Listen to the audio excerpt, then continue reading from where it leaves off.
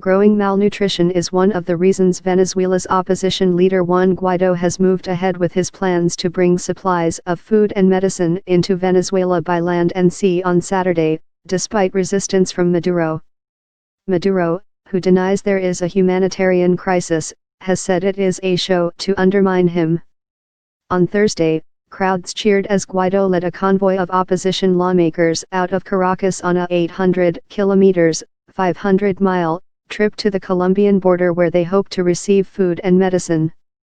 Guaido has not provided details on how they would bring in the aid.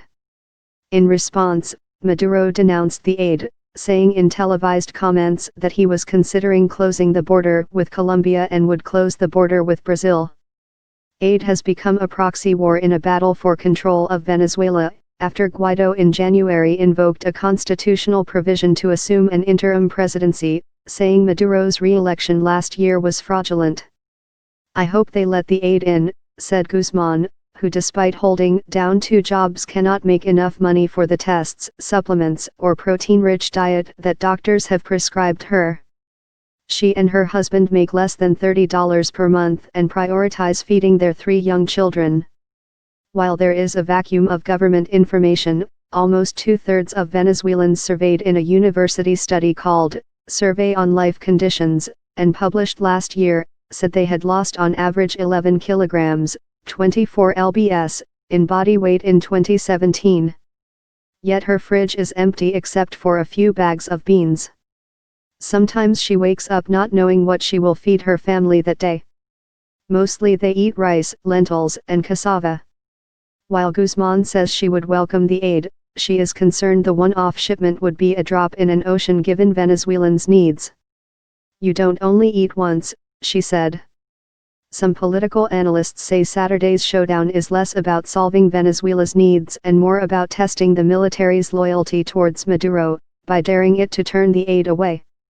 Lentils and plantain. Some aid agencies like Catholic relief agency Caritas are already on the ground providing what help they can. In San Francisco de Yair, a town 70 kilometers, 45 miles, south of Caracas, Maria Gisha's 1-year-old baby's belly is distended and his arms thin.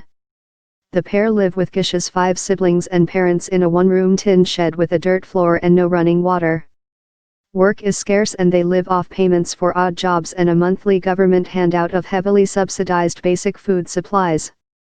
They have taken to inventing meals with what little they have, like lentils with plantain from the trees in their backyard.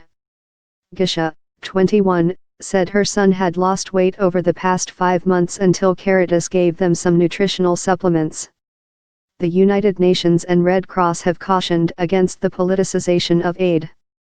The United States, which is pushing Maduro to step down, sent aid for Venezuela to a collection point in neighboring Colombia in military aircraft, in a show of force. Guzman dreams of living once more not off foreign aid or government handouts but her own work. "It's not that I want to be rich, or a millionaire," she said. "But I do want to give my children a good future, to make sure I can take them to the doctors when they get ill, and that they eat well." For photo essay, please click on